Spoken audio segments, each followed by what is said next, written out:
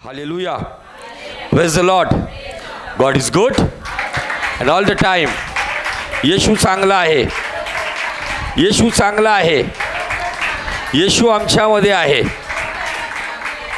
आपण पुढील काही गोष्टी, नवीन गोष्टी, काही प्रगटीकरणाप्रमाणे असणाऱ्या गोष्टी, कदाचित तुमच्यासाठी माझ्यासाठी नवीन असणाऱ्या गोष्टी देव आज प्रगट करू इच्छितो. सुवार्तेची मला लाज वाटत नाही, हे पौलाचं उघडपणे असणारं एक वैयक्तिक एक असं बोल्ड स्टेटमेंट आहे, ज्याच्यामध्ये तो कुठल्याही प्रकारचा भेदभाव करत नाही, कुठल्याही प्रकारचा समझोता करत नाही. आणि तो म्हणतो स्वार्थेची मला लाज वाटत नाही, मी स्वार्थ सांगतो. कारण त्याच्यामध्ये उत्तम अशी गोष्ट तो सांगतोय, ती म्हणजे स्वार्थेमध्ये या जगातील प्रत्येक मानवासाठी देवाकडून येणारा तारण, मोक्ष, उद्धार, मुक्ती, सुटका याचं सामर्थ्य आहे. या जगामध्ये अशी कोणती वार्ता नाही की ज्याच्याद्वारे मानवासाठी मोक्ष आहे, सुटका आहे किंवा मुक्ती आहे. केवळ आणि केवळ पवित्र शास्त्र बायबलमधून जी स्वार्थ आहे, ती स्वार्थ प्रत्येक मानवजातीसाठी तारणासाठी देवाचं सामर्थ्य आहे. आमेन, हालेलुया. त्यासाठी आम्ही स्वार्थेच्या बाबतीत लाजू नये. भले लोक आमची थट्टा उडवतील, भले लोक आम्हाला मूर्ख समजतील, चुकीचे समजतील, नो प्रॉब्लेम. परंतु स्वर्ग तुम्हाला बुद्धिमान समजेल. कारण जर स्वार्थेमध्ये देवाचं सामर्थ्य आहे आणि त्या सामर्थ्याची गोष्ट जर तुम्ही एखाद्याला सांगताय, तर निश्चित स्वर्ग तुमच्याद्वारे खुश होणार आहे.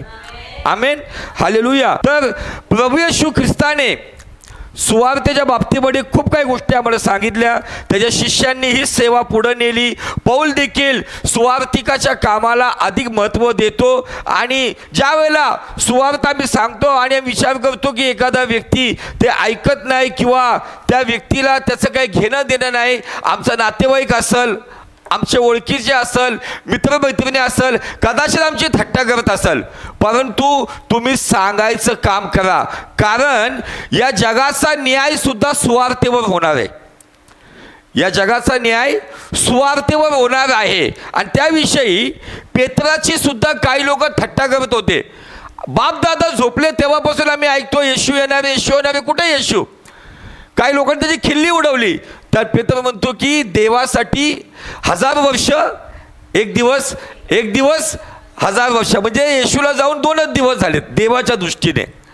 आणि त्यात पेत्राने या सुवार्तेविषयी पहिलेच पेत्र याचा 4था अध्याय आणि वचन 17 पासून पुढे आपण वाचूया. सुवार्तेचा जे अवमान करतील किंवा अस्वीकार करतील किंवा सुवार्तेची खिल्ली उडवतील, थट्टा उडवतील, त्या लोकांसाठी एक न्यायाचं वचन या ठिकाणामध्ये आम्हाला ऐकायला मिळतं. कारण देवाच्या घरापासून न्याय निवाड्यास आरंभ होण्याची वेळ आली आहे. देवाच्या घरापासून म्हणजे नीट लक्षपूर्वक ऐका, जे सेवा करतात, जे मंडळीमध्ये येतात, जे मंडळीमध्ये सहभागी होतात, ज्यांना ख्रिस्त कळालाय, सुरुवात तिथून होणार आहे. देवाच्या घरापासून सुरुवात आहे. पुढं, आणि तो आरंभ प्रथम आपल्यापासून झाला. प्रथम आपल्यापासून झाला. तर देवाच्या सुवार्तेचा अवमान करणाऱ्यांचा शेवट काय होईल? शेवट काय होईल? नीतिमान जर कष्टाने तरतो, नीतिमान जर कष्टाने तरतो. म्हणजे आम्ही सुवार्तेविषयी रोमकरास पत्र 1 अध्याय वचन 17 मध्ये असं पाहतो की सुवार्तेमध्ये विश्वासासाठी देवाचं नीतिमत्व प्रगट झाले. आणि ते नीतिमत्व काय करतं? त्या अनीतिमान व्यक्तीला नीतिमान करतं सुवार्तेद्वारे. म्हणजे सुवार्तेद्वारे ज्याला ख्रिस्त कळाला तो नीतिमान होतो.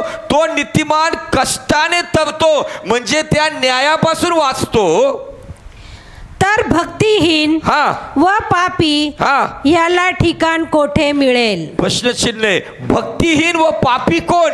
ज्यांनी सुवार्थ ऐकून सुद्धा सुवार्तेला महत्त्व दिलं नाही. त्यांनी कदाचित येशूला परकीय देव म्हटले असेल. आम्हाला ऐकायला मिळतं विदेशी देव, आम्हाला ऐकायला मिळतं तुम्ही कन्वर्ट झालेले, आम्हाला ऐकायला मिळतं काहीतरी वेगळ्या गोष्टी, आम्हाला लांछनास्पद गोष्टी ऐकायला मिळतात, आम्ही चर्चला जातो म्हणून. पण मला सांगू द्या, जो स्वार्थतेचा सम्मान करतो तो नीतिमान ठरतो, जो स्वार्थतेचा अपमान करतो तो भक्तिहीन आणि पापी लोकांमध्ये गिनती होती. आणि प्रश्नचिन्ह देऊन हे सांगत आहे की त्याला ठिकाण कुठलं आहे तर सांगायची गरज नाही. ज्यांनी स्वार्थ ऐकून ख्रिस्ताचं नीतिमत्व स्वीकारून जे नीतिमान ठरले ते स्वर्गीय राज्याचे वारीस आहेत, जिथं अनंत जीवन त्यांना मिळणार आहे. ज्यांनी स्वार्थतेचा अपमान केला, स्वार्थतेचा धिक्कार केला, त्यांच्यासाठी अनंत मरण आहे. Hallelujah, praise the Lord. म्हणजे आम्ही विचार करतो की स्वार्थ का सांगावी. मला सांगू द्या, येशू ख्रिस्त ज्या वेळेला त्यांनी 2-2 शिष्यांना पाठवलं खेड्यापाड्यांमध्ये, एका ठिकाणामध्ये पौलाने सुद्धा ते कृत्य केलं. कोणतं कृत्य? येशू ख्रिस्त म्हटला की तुम्ही ज्या घरात जाताल जिथं कुणी तुम्हाला स्वीकारणार नाही, तुमचा अपमान करतील, तर तुमच्या पायाची धूळ झटकून या. पौलाने सुद्धा आपल्या एका सेवेत त्या ठिकाणामध्ये धूळ झटकली. ती धूळ का झटकण्यासाठी झाली? धूळ झटकण्यामागचं कारण काय? न्यायाच्या वेळेला कदाचित ते लोक म्हणतील आम्हाला माहिती नाही, आम्हाला कुठे येशूविषयी सांगितलंय, आम्हाला माहिती असं विश्वास ठेवलं असतं. त्या ती निर्जीव धूळ उभी राहून त्यांच्याविषयी साक्ष देईल. ही ती धूळ आहे की जी आम्ही सांगितली होती पण यांनी स्वीकारली नाही, म्हणून ही झटकलेली धूळ आहे. Hallelujah, praise the lord. न्यायाच्या काळी मला सांगू द्या, आज जग कदाचित थट्टा करत आहेत.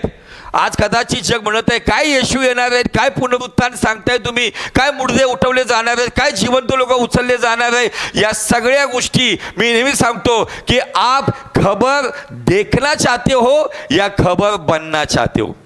जो यीशु के सुसमाचार को ग्रहण करेगा वो खबर बनकर यीशु के राज्य में जाएगा. जो सुसमाचार को ग्रहण नहीं करेगा, फिर वो पैदाइशी मसीह हो या किसी भी धर्म का हो, यदि वो यीशु को ग्रहण नहीं करेगा वो खबर देखेगा और देखने वाला इसी संसार में रहेगा, खबर बनने वाला उसके राज्य में जाएगा. Hallelujah, praise the Lord. तर मला सांगू दे की या ठिकाणामध्ये एक आमच्यासाठी हिंट आहे. आम्ही कधी कधी प्रश्न करतो सुवार्थ का सांगावी, तर मला सांगू द्या, इथं उत्तम उदाहरण आहे की सुवार्थेद्वारे एखादा अनितिमान नीतिमान होऊ शकतो. पण जर एखादा व्यक्ती सुवार्थेचा अवमान करेल तर त्याचा शेवट काय होईल? प्रश्नचिन्ह आहे. आणि तुम्हाला माझ्याकडे उत्तर आहे, त्याचा शेवट काय होईल? ज्यांनी सुवार्थेचा अवमान केला, ज्यांनी सुवार्थेचा धिक्कार केला, ज्यांनी सुवार्थेला तुच्छ जाणलं, म्हणजे येशूला तुच्छ जाणलं. आणि येशू ख्रिस्त काय म्हणाला माहिती आहे का? जे लोक मनुष्यासमोर उघडपणे माझा स्वीकार करतील, माझी लाज वाटणार नाही त्यांना, ज्यावेळेस मी पण येईल त्यावेळेस मलाही त्यांची लाज वाटणार नाही.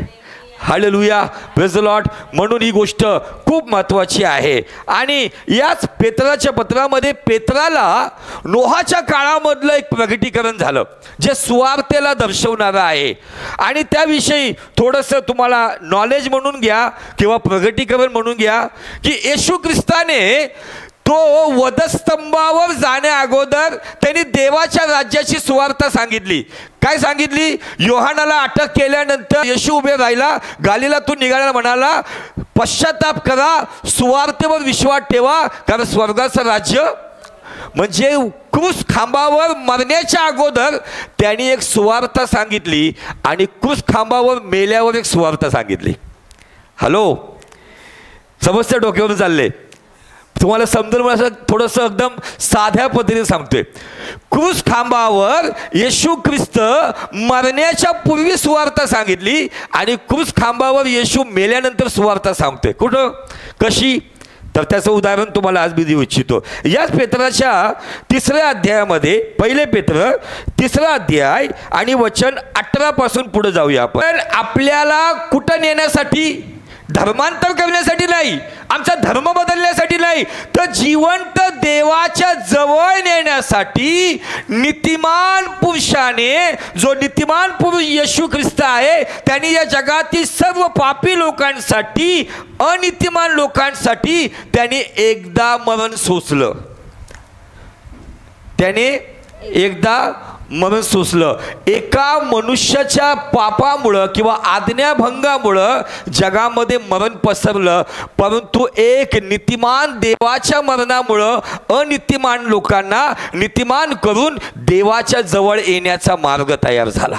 काय का आता इथं तो देहरूपात क्रूस खांबावरती त्या ठिकाणामध्ये जीवे मारला गेला आणि जसं तो देहात वधस्तंभावरती पूर्ण झाला म्हटला आणि त्याने प्राण सोडला, त्या ठिकाणामध्ये देहस्वरूपात तो गेला, पण आत्म्यात तो पुढा उभा राहिला. त्या आत्म्याच्या द्वारे त्याने जाऊन त्याने तुरुंगातील आत्म्यांना घोषणा केली. कोणत्या तुरुंगातील? येरवडा जेलच्या. कोणत्या तुरुंगातील? अमरावतीच्या जेलच्या, नाशिक जेलच्या, का मुंबईच्या आर्थर रोडच्या जेलच्या? कोणत्या तुरुंगातील आत्म्यांना घोषणा केली? बायबल या ठिकाणी सांगते क्रूस खांबावरती तो शरीराने मेला, पण आत्म्याने जिवंत होऊन तो तुरुंगातील आत्म्यांना जाऊन त्यांनी घोषणा केली. कुणाला घोषणा केली? तुम्हाला कदाचित एक प्रश्न उभा करेल कुणीतरी. ते लोक म्हणतात ठीक आहे रे बाबा, तू आता म्हणतोय की बाबा येशू ख्रिस्ताच्या द्वारे उद्धार आहे, मुक्ती आहे, मोक्ष आहे, नवीन जीवन आहे, सार्वकालिक जीवन आहे, स्वर्गीय जीवन आहे. येशूच्या आधी जे लोक मेले त्यांचं काय? अहो असे लय लोक, बुद्धिजीवी लोक भेटतात, त्यांच्यासाठी हे उत्तर आहे वचन. वाचा. तुरुंगात कुणाला, कोणत्या तुरुंगात गेला होता तो?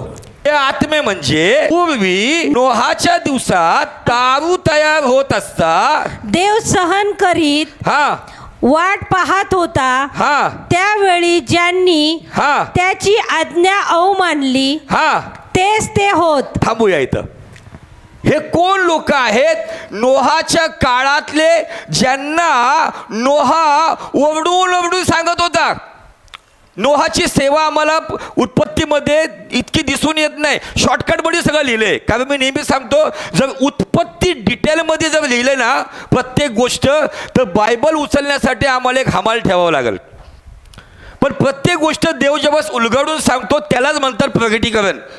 नोहाच्या काळामध्ये त्या लोकांना सांगत असताना नोहा सांगत होता. नोहाच्या आधी कोण सांगत होता? हनोक सांगत होता. हनोक सांगत होता आणि त्याचा पुरावा तुम्हाला यहुदाच्या पत्रामध्ये मिळेल. यहुदा तेच सांगत होता. यहुदा आपलं हनोक तेच सांगत होता. आणि हनोक हा नोहाचा आजोबा. वंशवाळी जायचं ना आपल्याला. पण या सगळ्या गोष्टी हनोकाच्या काळापासून ज्या लोकांना सांगण्यात येत होतं, नोहाच्या काळापासून जे सांगण्यात येत होतं, लोकांनी थट्टा उडवली. आणि बायबल सांगतं येशूच्या येण्याच्या चिन्हापैकी चिन्ह हे आहे, नोहाच्या काळाप्रमाणे लोक वागतील. सुवार्ता जसं त्यांनी मान्य केली नाही, नोहाच्या कुटुंबाची. अरे बोले म्हातारा वेडा झाले, बघ जहाज बनवतोय. हे कशाला पाहिजे जहाज? अरे पाऊस येणारे म्हणतोय तो, जलप्रलय. पाऊस आहे काय प्रकार? कारण पाऊस तोपर्यंत अस्तित्वातच नव्हता. लोकांनी थट्टा उडवली. आणि ज्या वेळेला जलप्रलय आला, ज्या वेळेला आकाशातले झरे फुटले, तारू तरंगायला लागलं, तेव्हा लोक त्या तारूकडे चालले होते. परंतु दार देवाने बाहेरून बंद केलं होतं. आणि येशूच्या येण्याविषयी नोहाच्या काळालाही दर्शवलं जातं. नोहाच्या काळात जसं लोक खात पित होते, लग्न लावून घेत होते, मौज मजा करत होते, डीजे लावून नाचत होते, आताही तोच काळात आहे. आताही त्याच काळामध्ये. आणि म्हणून कदाचित आम्हाला थट्टा केली जात असतील, म्हणून तुमची थट्टा होती याबद्दल वाईट वाटून घेऊ नका. हनोकाची पण थट्टा उडवली, पण हनोक देवाबरोबर चालला आणि देवाच्या राज्यात गेला. नोहाची थट्टा उडवण्यात आली. नोहा देवाचं कार्य इमानदारीने करत राहिला, तो आणि त्याचं कुटुंब देवाच्या राज्यामध्ये गेलं. मला सांगू द्या, जगाला थट्टा करायची करू द्या, एक वेळ येईल ती वेळच त्यांची थट्टा करेल. हालेलुया. सुवार्तेमध्ये बिलकुल कॉम्प्रोमाइज नाही. बायबल या ठिकाणामध्ये सांगतं की देव सहन करीत वाट पाहत होता, त्यावेळी त्यांनी त्याची आज्ञा, आपण त्या आज्ञेच्या जागी टाकूया, सुवार्ता अवमानली. जे पेत्र म्हणतो, पेत्राने जे या 4 अध्यायातील ज्या 17 वचनामध्ये सांगितलं की ज्यांनी सुवार्तेचा अवमान केला त्यांचा शेवट काय होईल, तर त्यांचा शेवट नोहाच्या काळामध्ये एक मोठी जनसंख्या या जगातून मरण पावली. पण देवाने त्यांच्यावरही कृपा केली.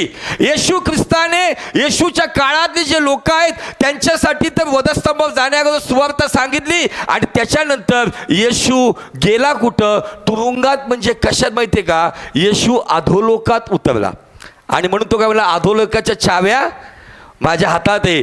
मृत्यूने, बायबल सांगतं की मृत्यूने मोशेपासून तर येशूच्या काळापर्यंत राज्य केलं होतं. सगळ्या चाव्या त्याच्या हातामध्ये होत्या दुष्टाच्या. येशू वधस्तंभावर मेला, दुष्टाला वाटलं संपला विषय. पण येशू अधोलोकात प्रगट झाला. त्यांनी त्या चाव्या काढून घेतल्या आणि त्या तुरुंगातील लोकांना घोषणा केली, तुम्हाला एक संधी आहे, मी तुमचा मुक्तिदाता आहे, चला अधोलोक खाली करा. आणि अधोलोकातून सुखलोक वेगळं झालं.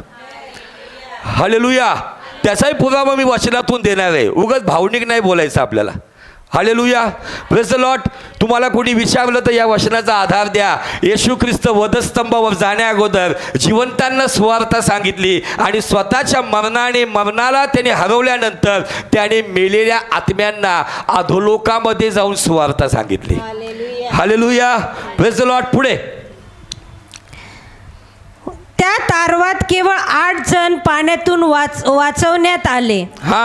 त्याच्या लाक्षणिक अर्थाने आता बाप्तिस्मा येशू ख्रिस्ताच्या पुनरुत्थानाच्या द्वारे तुमचे तारण करीत आहे. बाप्तिस्मा तुमचे तारण करीत आहे. त्याचा अर्थ केवळ, त्या बाप्तिस्म्याचा अर्थ केवळ देहाचा मळ धुवून टाकणे नव्हे. म्हणजे देहाचं शुद्धीकरण नाहीये. गेला आणि पवित्र स्नान केल्यासारखं, नदीत डुबकी मारून आल्यासारखं. देहाचा मळ धुणं नाही, तर शुद्ध भावाने देवाचे ऐकणे असा आहे. बाप्तिस्म्याचा लाक्षणिक अर्थ इकडे आहे. पण बाप्तिस्म्याची तुलना सुवार्ता, नोहाचा काळ, नोहाचं कुटुंब वाचणं आणि एक नोहाच्या आजूबाजूचे जे लोक जगातले त्यांचं जाणं, या सगळ्या गोष्टीला धरून सांगण्यात येत आहे की जर तू आज सुवार्तेवर विश्वास ठेवशील, येशूच्या आज्ञेचं पालन करून बाप्तिस्मा घेशील, तर बाप्तिस्मा लाक्षणिक अर्थाने तुझं तारण करून, तुझ्या आत्मेचं शुद्धीकरण करून तुला शुद्ध भावाने देवाचं ऐकण्याच्या लायकीचं बनवतो. हालेलुया. बाप्तिस्म्याचा हा लाक्षणिक अर्थ आहे. फक्त डुबकी घेणं नाहीये. माझा विषय बाप्तिस्मा नाहीये, पण तुलना त्याच्याबरोबर केलेली आहे. तुलना त्या ठिकाणामध्ये केलेली आहे. अनेक लोक प्रश्न करतील तर त्यांना सांगा, माझ्या येशूने अधोलोक त्याच दिवशी खाली केलं ज्या दिवशी जगातून त्याने आपला देह खाली केला. अधोलोकामध्ये जाऊन येशू ख्रिस्ताने स्वतः सुवार्ता सांगितली, घोषणा केली. मला सांगू द्या की त्या अधोलोकामध्ये अग्नीमध्ये जळत असणारे लोक, त्या ठिकाणामध्ये एक थेंब पाण्याची वाट पाहणारे लोक, जर त्यांना संधी मिळत आहे तर त्या संधीचा त्यांनी कसा फायदा केला असेल. चित्र घ्या ना डोळ्यासमोर. एक सेकंद पण खूप मोठी वेळ झाली. त्या 1 सेकंदपेक्षा अधिक कमी वेळेमध्ये लोकांनी अधोलोक खाली केलं आणि दुष्टाला वाटलं की मी त्या देवाच्या पुत्राला वधस्तंभावर संपवलं. तो वेगळ्या आनंदात होता, पण त्याला माहिती नाही त्याचं अधोलोक येशूने खाली करून टाकलं. हालेलुया. Praise the Lord. आणि अधोलोकाला त्यांनी वेगळं केलं. अधोलोक एका ठिकाणामध्येच होतं ज्याच्यामध्ये एक फक्त मध्ये एक आडभिंत सुखलोकाची होती. त्याने अधोलोकातून सुखलोक वेगळं केलं.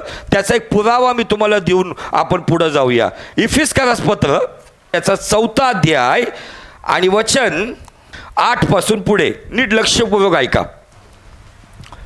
म्हणून तो म्हणतो, त्याने उच्च स्थानी आरोहण केले. उच्च स्थानी म्हणजे वरच्या स्थानी त्याने आरोहण केले. तेव्हा त्याने कैद्यांना कैद करून नेले. कैद्यांना कैद करून नेलं. याचा आध्यात्मिक अर्थ हा होतो की ज्या तुरुंगातल्या आत्म्यांना त्यांनी घोषणा केली, त्या तुरुंगातल्या आत्म्यांची तुलना कैद्यांबरोबर केलेली आहे. जे अधोलोकाच्या अग्नीमध्ये शिक्षा भोगत होते, त्या कैद्यांना त्याने आपल्या घोषणेने त्यांनी त्याला कैद करून त्याला आरोहण करून वर नेले. आरोहण म्हणजे वरची बाजू. आरोहण करून कैद्यांना कैद करून नेले व मानवांना देणग्या दिल्या. व मानवांना देणग्या दिल्या जी त्यांची पात्रता नव्हती. पुढं त्याने आरोहण केले. त्याने एका ठिकाणामधून आरोहण केले म्हणजे फ्लाईट टेक ऑफ करतं, जमिनीच्या आत जातं का जमिनीतून वर येतं, म्हणजे ग्राउंड लेवलवरून ते वरच्या आकाशाच्या दृष्टिकोनातून त्याने तिथून आरोहण केले. यावरून तो पृथ्वीच्या अधोलोकी उतरला होता. अधोलोकी उतरला होता. यापेक्षा दुसरे काय समजावे. बस आता या ठिकाणामध्ये तो काय सांगत आहे माहितीये का, जो खाली उतरला होता म्हणजे येशू खाली उतरला होता. हे जे 8, 9, 10 या वचनांवरती मी कित्येक महिने मनन आणि चिंतन केलं आणि देवाकडून एक क्लिअर पिक्चर मागितला की काय आहे ॲक्च्युली येशूने केलं. नोहाच्या काळातले ते तुरुंगातले आत्मे म्हणजे ते कैदी, हे देवाच्या आत्म्याने शिकवलं. त्या कैद्यांना, ते कैदी अधोलोकाचे कैदी होते, त्यांना येशूने सुखलोकाचे कैदी म्हणून कैद करून नेलं. हालेलुया. बायबल सांगतं की अधोलोकाकडून 10 वचन सांगतं की सर्वोच्च स्वर्गावर आरोहण केले, म्हणजे स्वर्गाच्या बाजूला नेऊन सुखलोक ठेवले. मला सांगू द्या, त्या सुखलोकाला म्हणतात पॅराडाईज. काय म्हणतात? स्वर्गात कोणीच डायरेक्ट जाणार नाही. विशेष देवाची देणगी ज्या मानवांना देव देतो. आम्ही गीत गातो नाही का, स्वर्गाच्या राज्यात मी चाललो, मी चाललो. आणि काही लोक कब्रस्तान म्हणून तर बिंदास फेकतात, तो स्वर्गात गेला, ती स्वर्गात गेली. स्वर्गात कुणी डायरेक्ट जात नाही. पहिले सुखलोक आहे, सुखलोकातून मंडळीचा विवाह होणार आहे, मग पुढच्या गोष्टी आहे. स्वर्गात डायरेक्ट प्रवेश नाहीये. कधी कधी काही ठिकाणामध्ये खूप ओर सांगण्यात येतं. या ठिकाणामध्ये बायबल सांगतं त्याने आरोहण केलं, पृथ्वीच्या अधोलोकी उतरला, म्हणजे जे आत्मे नोहाच्या काळाच्या आधी, नोहाच्या काळातले ज्यांनी अवज्ञा केली होती, ज्यांनी त्या गोष्टीला महत्त्व दिलं नाही, ज्यांनी नोहाच्या कुटुंबाची थट्टा उडवली, ज्यांनी हनोकाचं ऐकलं नाही, अशी मोठी संख्या अधोलोकात शिक्षा भोगत होती. जिथं दात खाणं आणि रडणं ओरडणं होतं, तिथं जाऊन येशूने वधस्तंभावर शरीराने मेला, अधोलोकात आत्म्याने उतरला. हालेलुया. आणि अधोलोकातून त्यांनी सुखलोक वेगळं केलं आणि वेगळं करून त्यांनी स्वर्गाच्या जवळ नेऊन ठेवलं. हालेलुया. Praise the Lord. बोले येशू मसीह की. म्हणजे किती महत्वाचं आहे. तुमचा आणि माझा मुक्तीदाता तो वधस्तंभावर जाण्याच्या अगोदरही सुवार्थिक म्हणून काम करतोय आणि वधस्तंभावर मेल्यानंतरही तो सुवार्थिकाचं काम करतोय. हालेलुया. Praise the Lord. आणि आता सुवार्ता सगळीकडे पसरते. सुवार्तेचं काम पूर्ण झाल्याशिवाय देवाचा पुत्र येणार नाहीये, हे पण ठरवून घ्या. सुवार्तेचं काम पूर्ण झाल्याशिवाय पिता पुत्राला म्हणणार नाही की जा. पवित्र आत्मा एका बाजूने वधूला तिचा मेकअप करतोय, वचनरूपी जलस्नानाने शुद्ध करतोय, वचनाने आणि अभिषेकाने भरतोय, सौंदर्य प्रसाधन त्याला वरदानांनी तो मंडळीला देत आहे. पवित्र आत्मा वधूला तयार करत आहे आणि वर येण्याच्या तयारीत आहे. पण वर कधी येईल? ज्या वेळेला वधू वराच्या येण्याची सुवार्ता या जगाला सांगेल. जोपर्यंत तुम्ही आणि मी ही सुवार्ता न लाचता, कुठलाही समझोता न करता, येशूचा जन्म, येशूचं जीवन, येशूचं मरण, येशूचं पुनरुत्थान, येशूचं स्वर्गीय रोहन होणं, येशूचं येणं याविषयी जोपर्यंत आम्ही घोषणा करत नाही, तोपर्यंत येशूचं येणं याला विलंब होणार आहे. तुमचं आणि माझं कर्तव्य आहे या जगातल्या लोकांना बजावून सांगण्यासाठी. मागच्या एपिसोडमध्ये मी एचकेलच्या पुस्तकामध्ये तुम्हाला नेलं होतं. मला आणखी काही गोष्टी त्यातल्या राहिल्या होत्या, मी त्या गोष्टीकडे तुम्हाला नेऊ इच्छितो आणि मग आपण थांबूया. एचकेलचा ग्रंथ याचा 3रा अध्याय आणि वचन 17 पासून घ्या. एचकेल 3:17 पासून पुढे.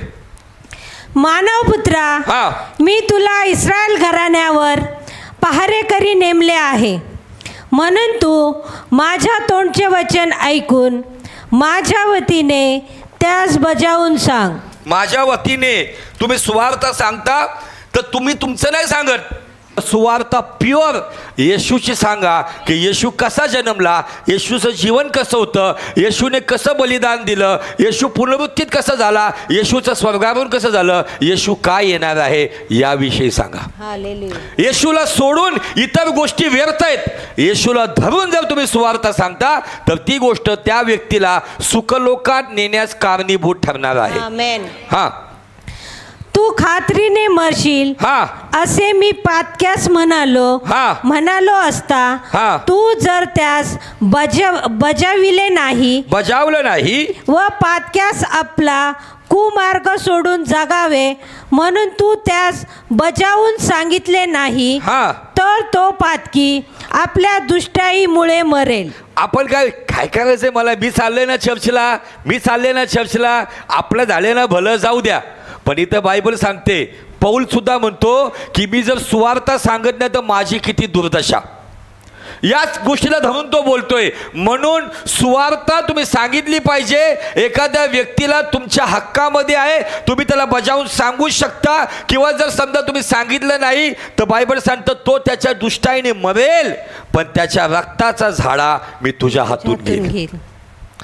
त्याच्या रक्ताचा झाडा मी तुझ्या हातून घेईल. पुढे, तू त्या पातक्यास बजाविले असून त्याने आपली दुष्टाई व कुमार्ग ही सोडले नाही तर तो आपल्या दुष्टाईमुळे मरेल आणि तू आपला जीव बचावील असे होईल. आपला जीव बचावला आहे असं होईल. म्हणजे तुम्ही सांगून सुद्धा, आमच्याकडे असे काही अनुभव आहेत की आम्ही सांगून सुद्धा त्यांनी सुवार्तेला महत्त्व दिलं नाही. किंवा काही लोक हयात आहेत पण ते सुवार्तेला, व्यसनमुक्त जीवन जगण्याला, पवित्र जीवन जगण्याला महत्त्व देत नाही. ते त्याच्यातच पडून पडलेले, ते त्यांच्या दृष्टीने मरतील. पण इथं दिले, तू सांगून मोकळा हो तर तू वाचला.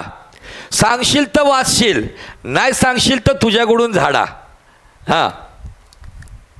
पुढं, तसेच धार्मिक आपली धार्मिकता सोडून अधर्म करू लागला. आपली धार्मिकता सोडून अधर्म करू लागला व मी त्याच्या पुढे अडथळा ठेवला तर तो मरेल.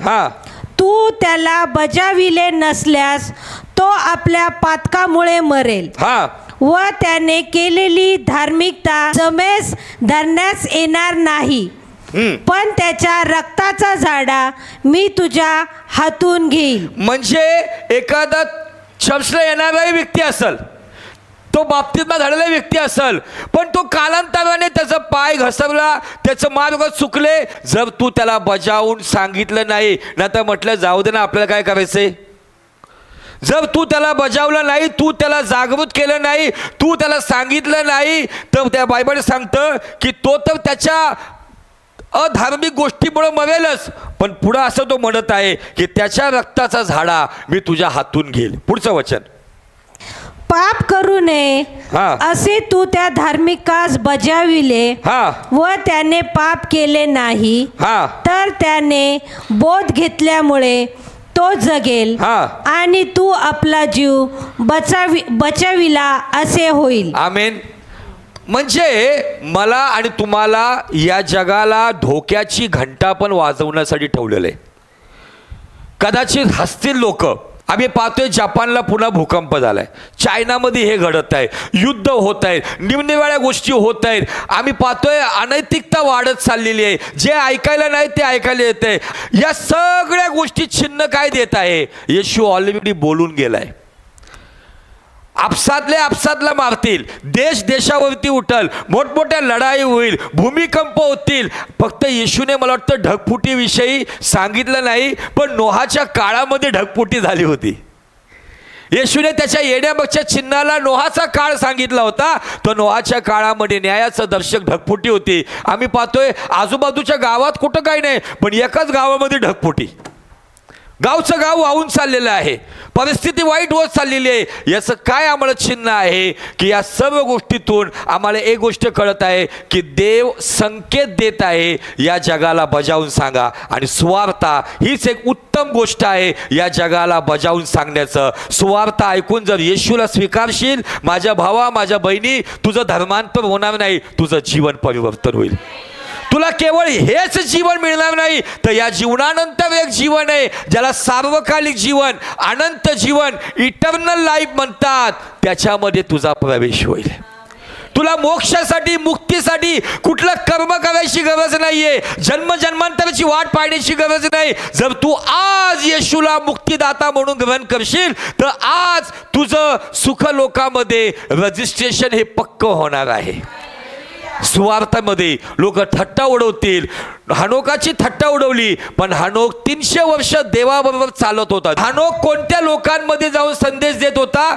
तर एक असा ग्रुप होता हनोकाच्या काळात जे फक्त कुरकुर करणारे होते. नंबर 1, हनोकाने कुरकुर करणाऱ्या लोकांनाही संदेश आणि सुवार्ता सांगितली. कधी सॅटिस्फाईड नव्हते, समाधानी नव्हते, ना खाण्यात पिण्यात राहण्यात कुठल्याच गोष्टीमध्ये संतुष्ट नव्हते. अशा असंतुष्ट लोकांनाही त्यांनी संदेश दिला. नंबर 2, ते कंटिन्युअसली वासनिक गोष्टींमध्ये बरबटलेले आहेत. अशा वासनासक्त अशुद्ध विचारांच्या लोकांनाही त्यांनी संदेश दिलेला आहे. तिसरा ग्रुप, तोंडाने फुशारकी मारतात, म्हणजे फक्त बडे बडे बातात. मोठे मोठे फुशारकी मारणाऱ्या लोकांनाही त्यांनी त्यांच्या त्या ठिकाणी न्याय केला नाही. पण त्यांनाही, आम्ही ज्या जगात राहतो ना, या जगात तेच लोक आहेत. हाच 5 प्रकारचा समुदाय आहे. सगळीकडे भेटल. आपल्या कामापुरतं इतकं मस्का पॉलिश करतील ना, इतकं तोंड पूजकपणा करतील ना, तुम्हाला इतकं चढवतील, इतकं फुगवतील, आपलं काम काढून घेण्यापुरती. या 5 प्रकारची कॅटेगरी हनोकाच्या काळापासून तर आमच्या काळापर्यंत आहे. हनोकाने त्यांना संदेश दिला होता. आता वेळ आमची आहे, आम्ही सुवार्तेचा संदेश द्यावा. आम्ही हा विचार करू नये की ते कुरकुर करणारे लोक आहेत, ते असंतुष्ट लोक आहेत, ते वासनासक्त अशुद्ध लोक आहेत, तोंडाने फुशारकी मारणारे लोक आहेत, किंवा लाभासाठी तोंडपूजा करणारे लोक आहेत. कुणी असो, सुवार्ता डिलिव्हरी करा, सुवार्ता सांगा, बाजूला व्हा. ऐकलं तर देवाला धन्यवाद, नाही ऐकलं तर धूळ झटकून निघा. न्यायाच्या वेळेला धूळ उभी राहून साक्ष देईल. याला सुवार्ता सांगितली होती, पण ह्याने ऐकली नाही. Hallelujah, praise the Lord. Bible सांगतं इब्री 12:2 मध्ये की तो आनंद त्याच्या पुढे होता, त्या आनंदासाठी त्याने लज्जा तुच्छ मानून वधस्तंभ तुमच्या आणि माझ्यासाठी सहन केला. Hallelujah, praise the Lord.